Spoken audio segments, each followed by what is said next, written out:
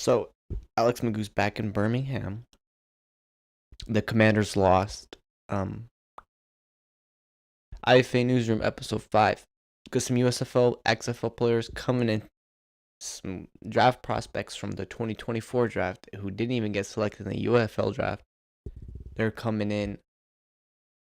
Expansion ideas, free agent ideas, possible partnerships, NAL partnerships, more.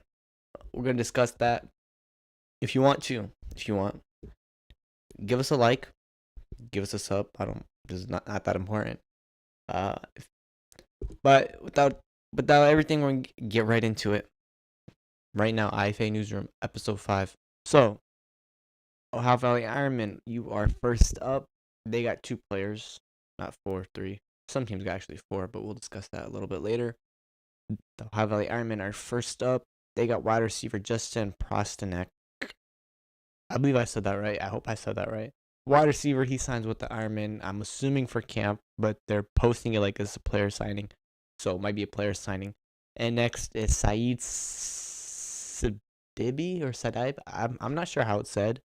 But wide receiver, FCS receiver, draft prospect, played the Hula Bowl, didn't go anywhere. So he's here in Ohio.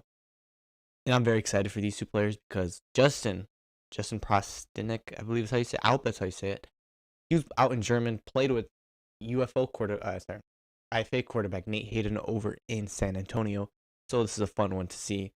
And especially if there could be like a mini rivalry, that'd be interesting. But Saeed is the third receiver that they signed. They have Drake Wells, Justin, now Saeed who joins them, and pretty fun one. They got defensive core, offensive line core. So the fact they have the receivers all set makes it pretty fun and exciting to see for Ohio. Next, Tampa Bay Tornadoes had OTAs / minicamp, which wraps everything up. They had their final tryout January 5th, and now they just wrapped everything up with the OTAs. So they look like they had a good amount of guys there, and it's not like what I expect to see from Alabama. But May 31st, not March 30th, May 31st is the kickoff day, and there's a lot to look up forward to that, which I believe that they'll be reporting a little bit earlier, considering they have from the 15th of May till the 31st till the season opener. So players, I believe, no, they won't be. I was thinking something about the 6th of May, but I don't think that will be a possibility. So very cool news for Tampa Bay, especially some uniforms. They revealed some uniforms, and they'll be partnered by PTA Sports, and that's pretty cool to see. PTA Sports will be the uniform provider for the Tampa Bay Tornadoes, considering that each team has their own separate provider till 2026, which the league should have a league-wide uniform provider.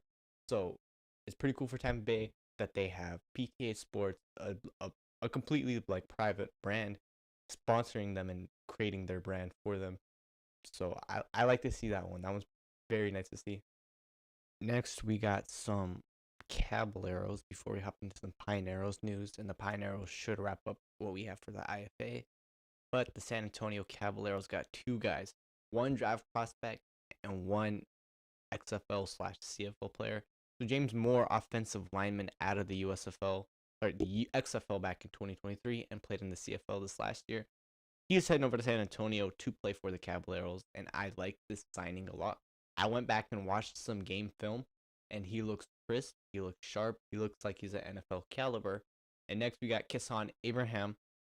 And Kisson Abraham played his collegiate ball at Rutgers, entered the draft, nothing promising, didn't even get a USFL draft offer, or didn't get drafted in the USFL, and I think from the USFL, so he finds his way into San Antonio.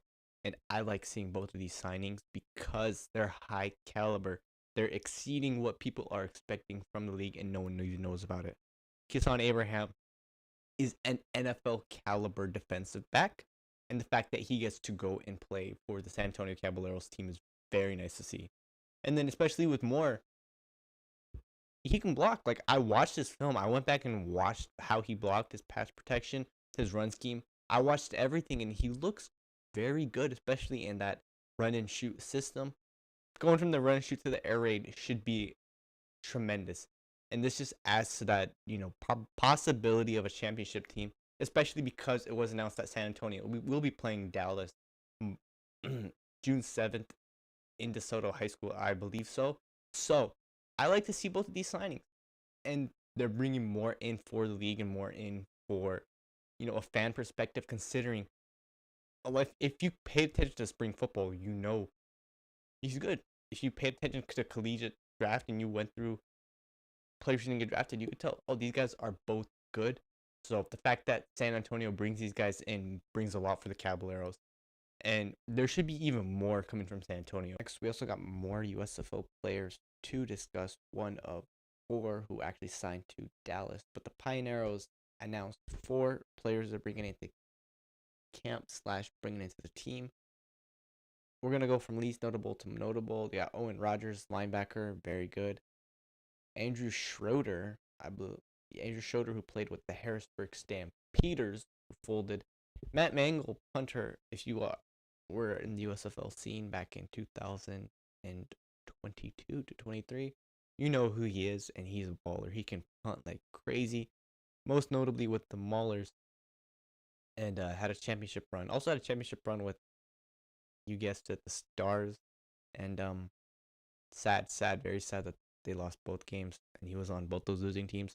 Which it'd be funny if Dallas goes to the championship and loses, and if you can make your bet right now that if Dallas loses in championship with Matt Mangle, but that all jokes aside, they bring in wide receiver Chris Platt Jr., collegiate ball out of Baylor, was drafted to the USFL in 2023. Didn't get any USFL playing time at all, but it's all too sad.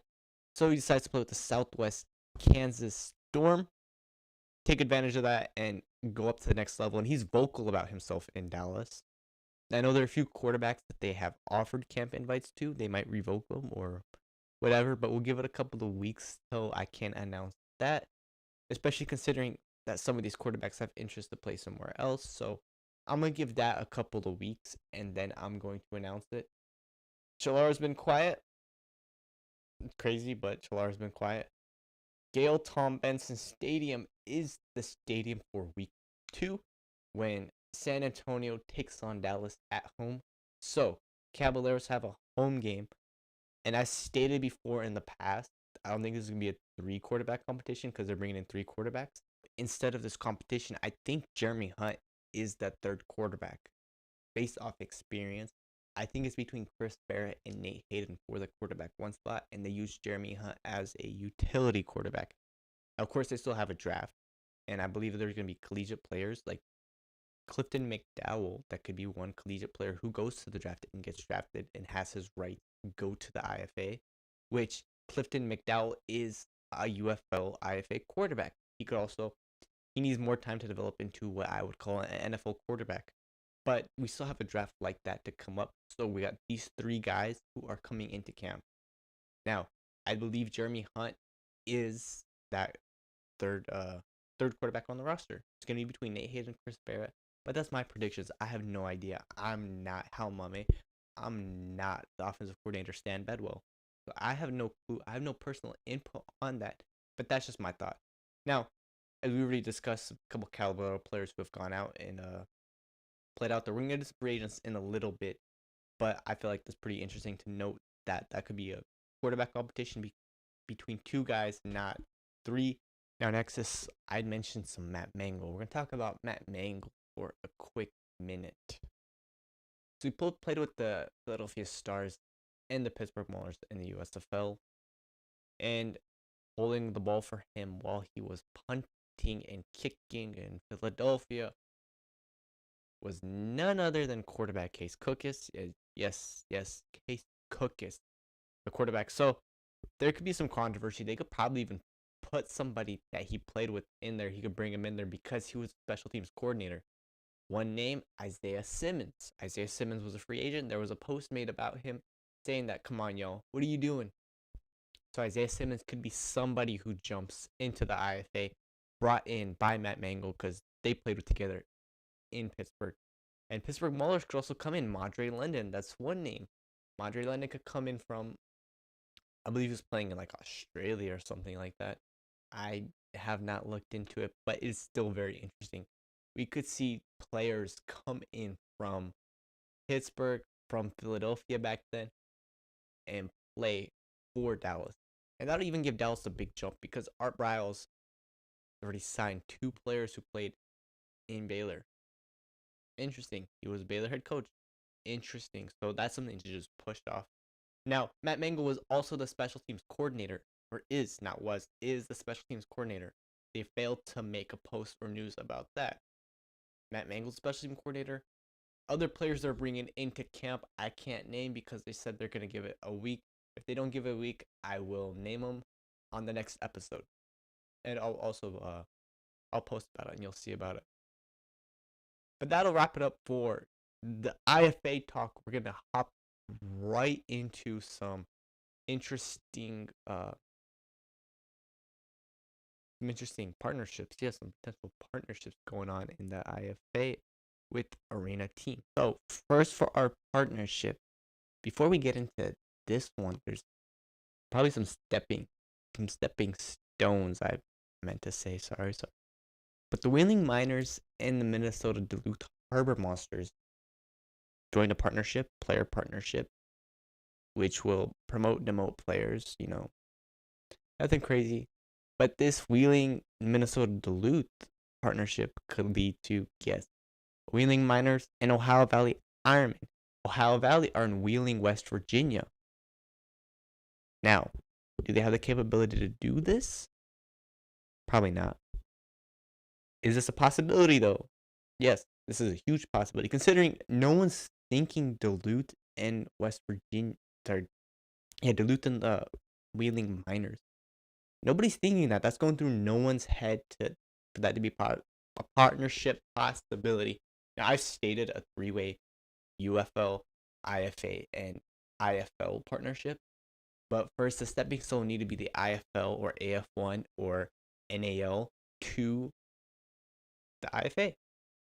And what's the first way you make the stepping stone? Instead of just, jumping the gun, would be from a NAL to AF1. I'm being dead serious. The AF1 to NIL to AF1, and then from that to the IFA. That could be the first possibility to bring these leagues together, and you can unite fan bases. Now, we've already seen this with the AAL2, the Carolina Predators and the Carolina Cobras. They've already done this deal, and the Predators are bringing in top-tier players into a AAL2, which usually has complex team. Now, there's a no-brainer for the Ohio Valley Ironmen to go with the Wheeling Miners. To go with Wheeling. And the biggest thing would be to just bring them in, because that would bring so much more business in. Tampa Bay could get a team, Alabama, which we're gonna jump into soon about Alabama. But Alabama could get a team, and then I already discussed what San Antonio could do with the Gunslingers. Cavaliers and Gunslingers could both run a partnership. I already discussed that. But I'm going to hop into maybe a second team. Dallas. I would have said the Frisco Fighters. And that would have been a no-brainer for everyone. Oh, yeah, the Frisco Fighters is. But that's, we already know it's not going to happen. Baltimore Lightning as well. They had a camp invite list, but I'm going to save revealing who would have been on the camp invite list for a different day. But still very, very good possibility that this could happen, considering no one's thinking Duluth and the Wheeling Miners joining forces, an NAL and a TAL team. Who even thinks about that? I would have never ever jumped the gun. Now the one small team where I would have never thought would have been Chilara and the Rebellion, which I don't think that's a possibility that they swap and send players from America to Mexico. That's the one team that's left out of this list. But this is still major. It's still something we could keep on a lookout. Could also be a team that makes a jump for a partnership, considering Dixie Witten is the head coach and he's all for that. Dixie Witten is the guy for bringing and making players better than he found them. He's been known to do that throughout his career. Of course, I've heard predictions about Drew Powell joining him to be the first quarterback in Fisher Fry history, but he signs with the Rattlers. I thought that was funny because I heard this recently just a week ago, and like that's my predictions. Don't put it on the book, but if you had to put money, I had to put money on it, and he didn't sign. I was like, that's kind of hilarious. But Dixie Witten would be one person who's gonna push for his players to play in a better league. Now, considering the IFL and the IFA are still in the same, yes, because there hasn't been a season played, and the IFL has had many seasons played. The IFA and the IFL are still considered the same level of football. I said it, you know, you hate to admit it, but it's true. The IFA can compete with the IFL, but that's their main competition is the IFL. Now, will TV ratings be the same? No, the IFA is going to kick the IFL outside because the playoffs also get like 30 to 40,000 views though. So outside of the playoffs, the IFA is going to destroy the IFL in ratings. But that's their competition from the 31st all the way till the season ends, which is around the same time that the IFL season ends. That's going to be their competition. It's not going to be AF1 versus IFL this year. It's going to be AF1 versus nobody, because AF1 is in a higher competition than the IFA. I'll say the AF1, from what I've seen, has better talent. It's true. You could hate to say it, but it's true. The only team where I'm like, this has the most talent, Massachusetts Pirates, which they also re-signed Theo Redding this morning, Sunday morning, but this episode's coming out Monday morning. So 24 hours 24 hours ago, it was announced that Theo Redding was back in Massachusetts Pirates, so bring that clock back to 0. But I will mention, like, that's their competition is the IFA. The IFA is completing against the IFL. The AF1's already passed them. They haven't even played they played many AFL seasons, but the AF1 is in its own league. I'm gonna hate to say it because their talent is better. They're bringing in more people. They're doing more work on social media. I don't want to admit it, but I will say it. The AF1 is gonna outcompete both the IFL and the IFA in the season. And I was gonna mention Fisher Fright could be a a direct link with the Alabama Beavers. Yes, Indianapolis partners with the team in Alabama. Why? Because Dixie Witten's the head coach. Dixie Witten would realize, oh, this is the best. This is the best place to be. They're not gonna get some AAL team. Dixie Witten is the head coach, and makes the most sense. It's that or it's the Ironman. The Ironman could have 3 teams, but they're probably not. I don't see a partnership with any of them. I could see the Ironman, of course, because they have Coach Manny, who was heavily involved in the FCF, bring a FCF partnership or a FCF player direct deal. Possibility. I don't know. But I didn't mean to even get off track there. But the AF1, they're in their own league. They haven't even played a season and they're already past the IFA and the IFL. Now the IFL will have to compete with the AF1, but I'm gonna think that's hard. That's gonna be very hard considering the AF1 is bringing in better talent. True. But I don't see any other team other than Shreveport Rougarous bringing in a partnership with the Alabama Beavers. They're pretty cool, but I don't think that the Alabama Beavers are on a level yet to partner with the Birmingham Stallions. Now, what would be nice is the Birmingham Stallions and the Alabama Beavers both win championships this year. Respectfully, that's not going to happen.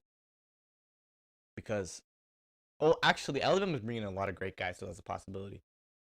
But that is, for the most part, Tampa Bay doesn't have a direct, connection. I could see what Wheeling and Ohio Valley could have seen, or what, the IFL team that's in the Gunslingers and the Caballeros. I don't see those two on the same. But that's still pretty cool. Like, that could be a possibility. But we'll just never know. Maybe there's a 3-way. That 3-way is between Wheeling, the Duluth Harbor Monsters, and the Ohio Valley Ironmen.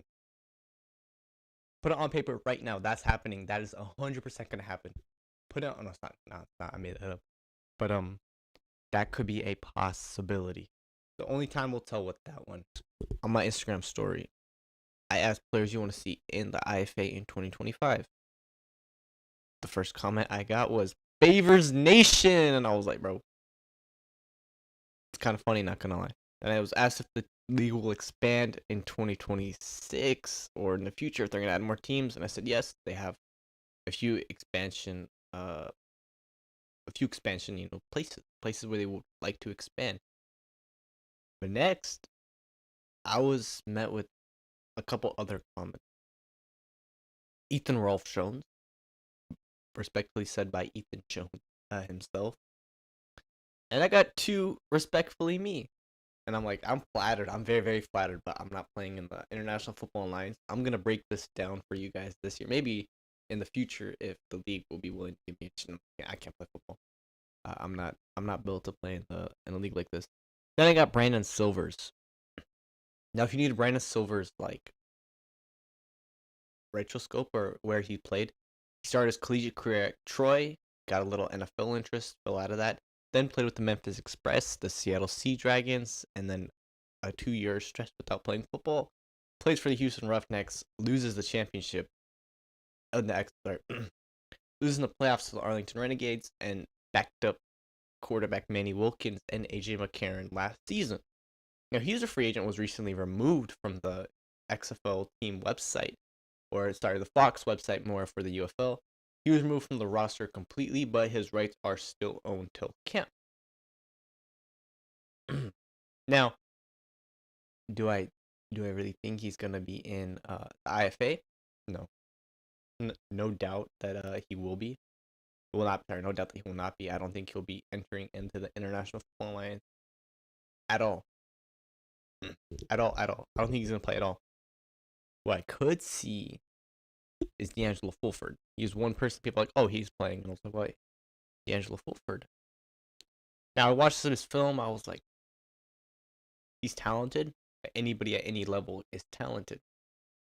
Now Brandon Silvers, where I could make the same argument as Kenji Bahar, decided to play in the Massachusetts Pirates this year instead of trying to play football 11 on 11. Although there might have been no 11 on 11 interest, because believe it or not, but there's no interest for teams to get PJ Walker. Houston Roughnecks have no interest to get PJ Walker in. Now, San Diego, Chicago / Western, and I was like, what does that have to do with the International Football Alliance? Like, although I was happy there was no Johnny Manziel, Josh Rosen comments, because I would have crashed out. But there's D'Angelo Fulford, running back Tybus Taylor, unfamiliar with this game. I'm a rookie at that, and wide receiver Jamal Couch, unfamiliar with their game. Now Liam Thompson was a quarterback. I heard the name. I know he had UFL interest. I know he has some UFL interest, or USFL I should say. He had spring football interest. And people gotta stop saying Alabama Beaver. Beaver Nation, baby, Alabama Beavers. I'm like, bro, you're not playing on the I can't reveal who said that, but they're not gonna all I can say is people whoever said it and they're on the Beavers camp roster, they're not gonna be on the roster. They're not gonna be on the team come 31st unless they make a splash. Don't see it. I don't see it. I feel like another thing is a lot of people inside the league are treating this like it's a minor league. It's not a minor league, okay? Get this through your head. 11 on 11 professional football. This is your chance to make a jump. You could be in the UFL next year. Like, you were granted a spot to be on a mid camp. Take care of your body. Take care of your mind. Make sure you're footbally right. Make sure you're mentally right. Make sure you're spiritually right. Because you're not going to get a moment like this ever again.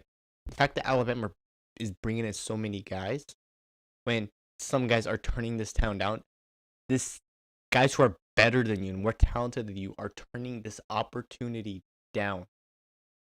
It's crazy. You know, I will say this. People were investing into the USFL and the XFL back 2 years ago. I was investing into the USFL. I was like, if I could invest in this like the stock market, I would. If I could invest in an International Football Alliance as a stock market, I would. Because I know it's going to be successful. I see something with it. They're planning expansion for the next 4 years. They want 8 to 10 teams, which means possibly like a 10 to 15 game season. We could see 14 teams by 2030. We need people to invest and believe in that idea. Some players, they're going to make a shock. They're going to make a shock. It's going to be crazy. You're not even going to see it. You're not even going to see it happen. I feel like we could see some teams in the indoor or arena or AF1 jump into. I had stated earlier, hate to say it, that the AF1 and the IFL are competitions and that they have to compete with them. They're going to make that jump in 3 years to where everyone's going to want to play in the IFA like they're playing in the UFL. They're going to get NFL guys. They're going to get the guys that fall out of that UFL, and we'll just make a career in landscape there until they bring in that minor NFL talent. So, because the UFL turned into, oh, these guys belong on an NFL roster too. These guys are on NFL rosters. That's what the UFL's turned into. The USFL was, oh yeah, we just posted this guy's practice squad because Kyle Sloter came out of the Detroit Lions practice squad. He did not re-sign a contract with them. He was supposed to be with the Detroit Lions on a future reserve contract, but demanded a release to go play in the USFL.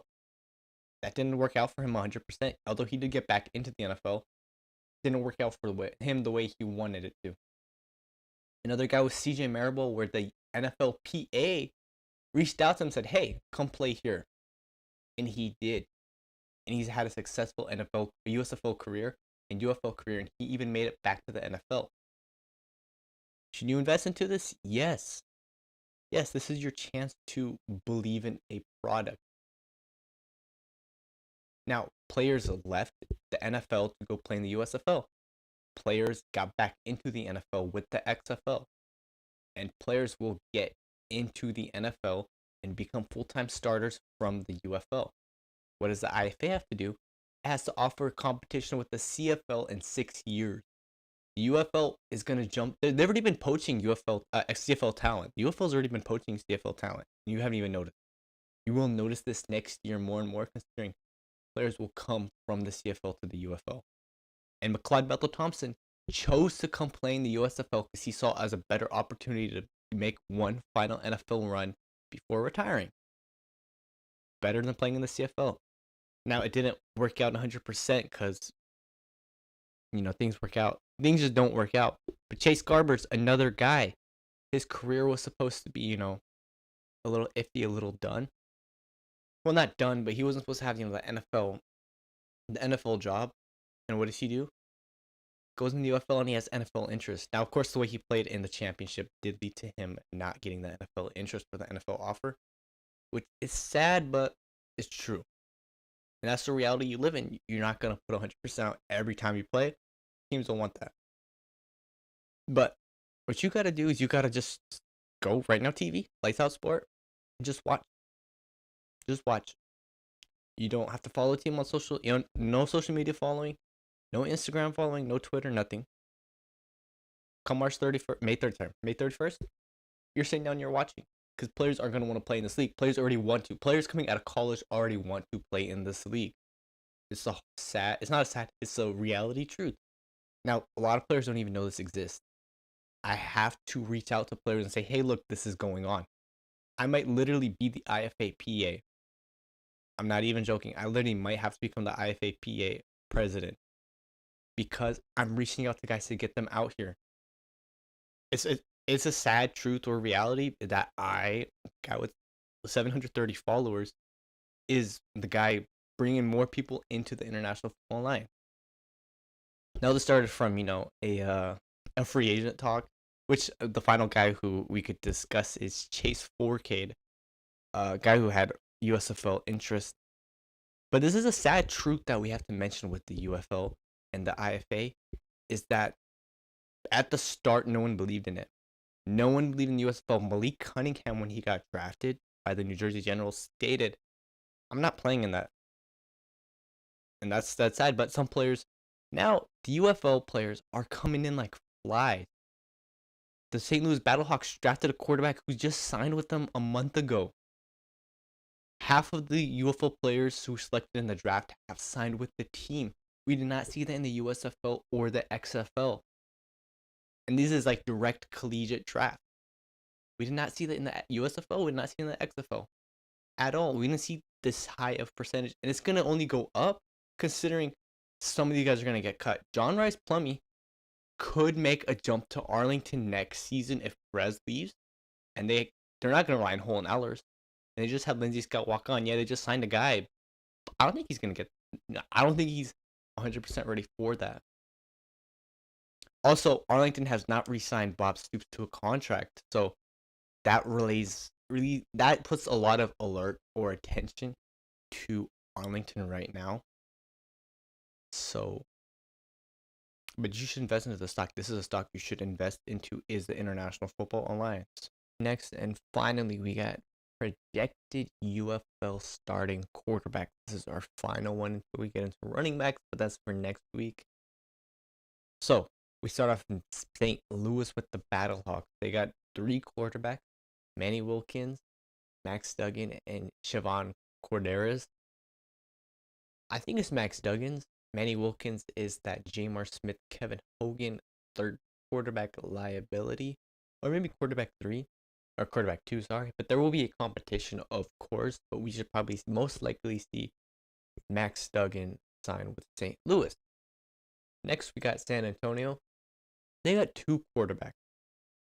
Kellen Mond, yes, that Kellen Mond, who had UFL opportunity, will be most likely the starting quarterback for the Brahmas. They have not brought back quarterback Chase Garbers, and they did bring back quarterback Kevin Hogan, and they traded Quentin Dormady to Memphis. So I'm assuming it's going to be Kellen Mond, including that he was, of course, all quarterbacks had to report to minicamp or OTAs or walkthroughs this weekend. So we got to see him, and he's looking pretty cool with the Brahmas. Especially him in a Brahmas uniform this season, most likely the starting quarterback. After him, we got Luis Perez, which most likely is going to be him.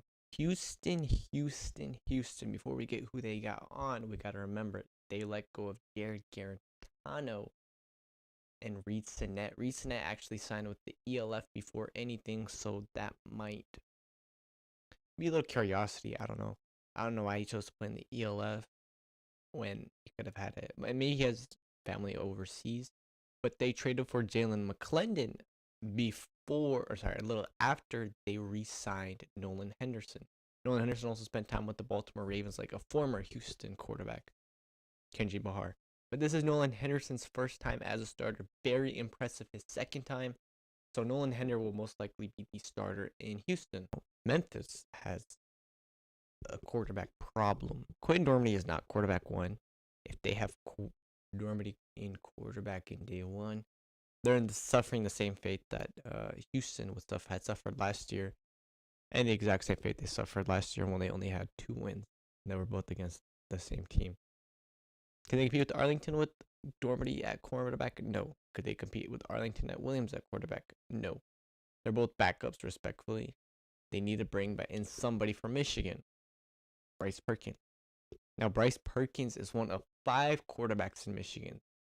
Michigan has Danny Etling, EJ Perry, Bryce Perkins, and Rocky Lombardi.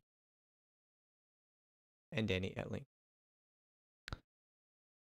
What did they do? Now, Rocky Lombardi was somebody they drafted.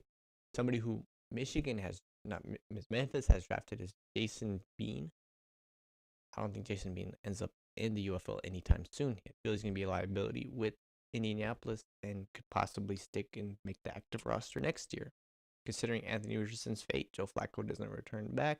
Sam Ellinger probably tries to find some UFL pathway or maybe head over to Canada. So the future is not bleak. I don't know if it's Quentin Dormady or Troy Williams week 1. I don't know who it is week 1 for Michigan either. I don't know if it's Bryce Perkins or Danny Etling. I don't think it's Danny Etling. Danny Etling was very, very frustrating to watch in Michigan. I'm not going to sugarcoat it. He was very frustrating to watch. I'm not going to sugarcoat it. Bryce Perkins played the best out of all the quarterbacks. I'm not going to sugarcoat it. EJ Perry does not belong on this Michigan team. I want to see EJ Perry in Birmingham because I know that one player or one coach would have fixed them. That would be Skip Holtz. But Mike Nolan has an identity around EJ Perry and hasn't gotten to use that identity. The fact where if you need somebody to score you 2 touchdowns on the ground, 2 touchdowns on the air. That's EJ Perry's game. Wes Hills is not being brought back as well, but that's in a running backs episode preview with also some IFA news. But I actually don't know why I mentioned Wes Hills right there. I don't know why I mentioned him. EJ Perry, though, is he the starter? No. Is it Rocky Lombardi? No. It's probably Bryce Perkins. I believe it's going to be Bryce Perkins in Michigan week 1. But he might even make it through camp. He might even get traded, might get cut, and might get signed somewhere else. Michigan, is it Quentin Dormady? I hope not, but probably. Some people say Troy Williams, watch. He'll make the comeback. He will make the championship run. But with either of them at the starting helm, that's 3 wins. You have the exact same team as you had last year with both those quarterbacks. That's 3 wins. Now, Dormady, yeah, I'm a fan of what he did in the XFL in 2023. But that was a liability run.